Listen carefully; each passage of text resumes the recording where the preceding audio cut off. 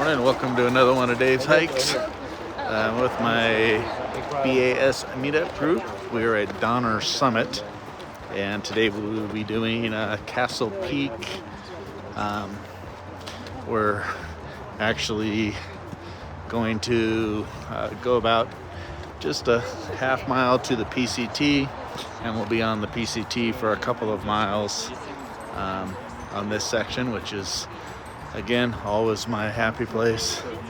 I do have some treats for thru hikers if we should happen to bump into some, and looking for a beautiful day. Temperatures are super comfortable, and got a good group. Hope you enjoy if you follow along with me for the rest of this video. And so we've reached the junction with the PCT, which like I said, this is just kind of my homey happy place, and we're now headed up to Castle Peak eventually, which is way up there directly in front of us.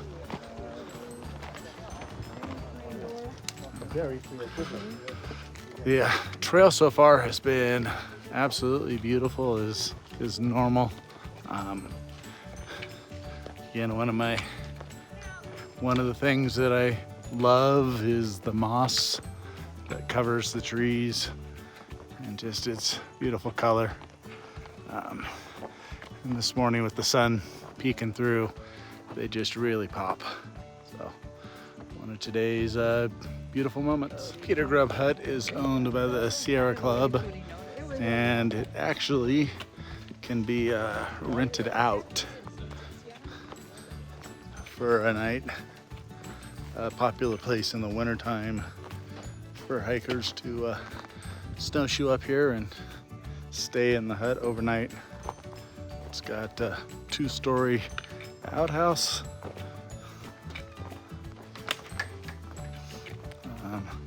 Previous times in the winter when I've been here, specifically in early 2023, the snow level was up to the top of those windows, and to access this back door there was actually a trench cut through the snow.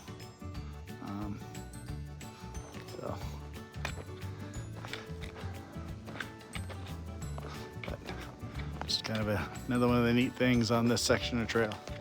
So Round Meadow sits below both Basin Peak there in front of us and Castle Peak, which is straight back over this way at center of screen. Our route is going to take us up around the backside there of Basin Peak, along the spine up to Castle Peak, and then we will drop back down to Castle Peak Saddle and return home. Absolutely beautiful sights out here as well. The meadow's got a little stream that runs through it, and super green and lush with the granite faces there on the backside. So right below me, a couple of PCT hikers from Switzerland, and they both now have a soda and an orange, a big smile, super nice couple. They said their names, I can't pronounce them, and they don't have trail names. Actually, the guy was Kevin, so that one I can, but the girl, I wasn't sure how she said her name. You can see some pretty ominous clouds over there at Castle Peak, so we're keeping an eye on that safety wise for some possible lightning. Planning to get up to the top of Basin and then determine if we're going to continue across or double back. So yet to be seen. You'll find out when I do. So we've had a couple bursts of thunder, and the clouds over Basin Peak have gotten very dark. So we stopped mid-slope here for a lunch. And I think we're gonna turn around. A couple minutes ago, we had a big flash of lightning directly on top of the peak. So unfortunately, not gonna be safe to keep going up and expose ourselves to thunder cells and lightning. So after lunch, we'll head back down and just have a little shorter day today. But as you can see, absolutely gorgeous place for lunch. Sitting in amongst all the wildflowers. All the clouds getting watered.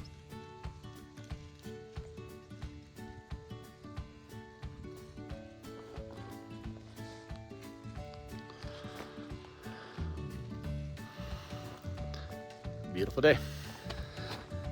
Just coming back down the opposite way. The valley meadow below us is phenomenally beautiful.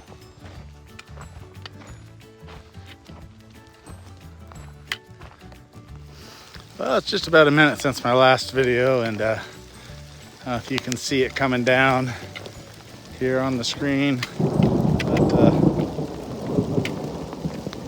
some more thunder. We're getting some pretty good sized hail coming down now. Feel it a little bit on the top of the head without a hat. And it's coming down pretty good.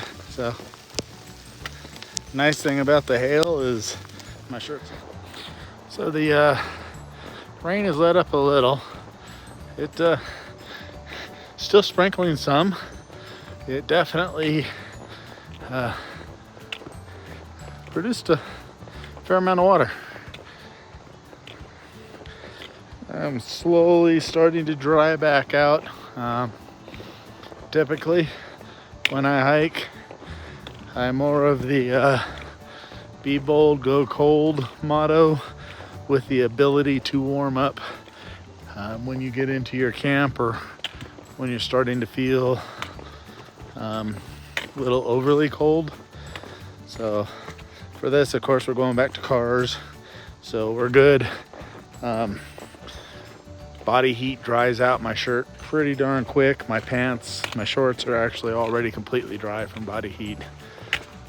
If I were on an overnight, would keep plugging on, keep letting that body heat dry me out.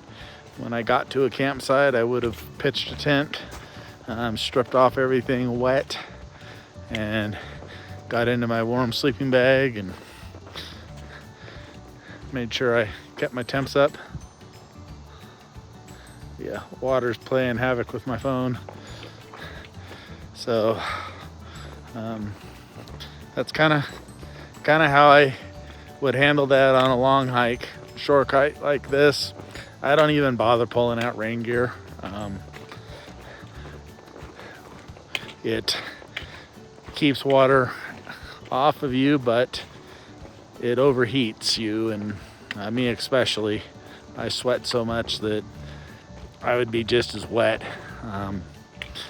with that on. So like I said, I push through and let myself dry off when the rain stops, which it's done, and we'll enjoy a nice warm car ride home.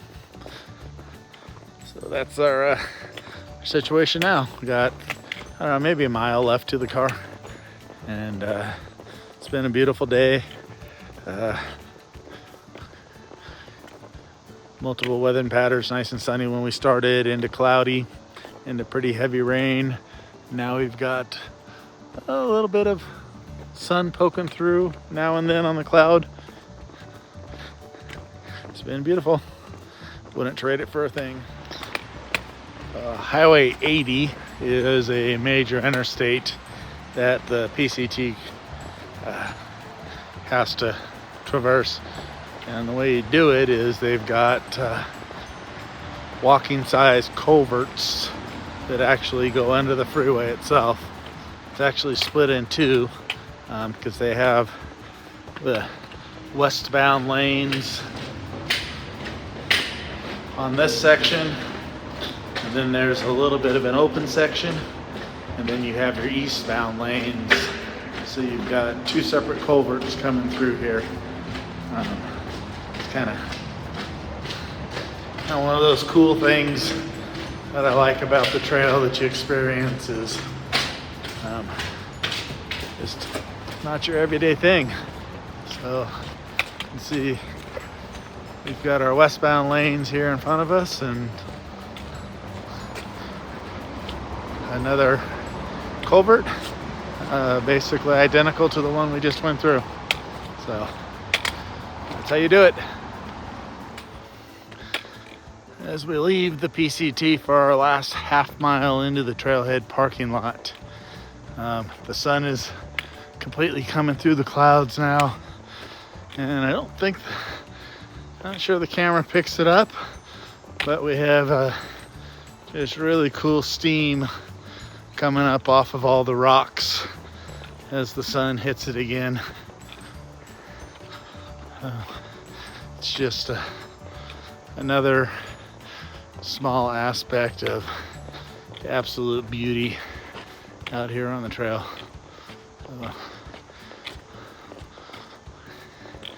I know that the camera doesn't do it justice.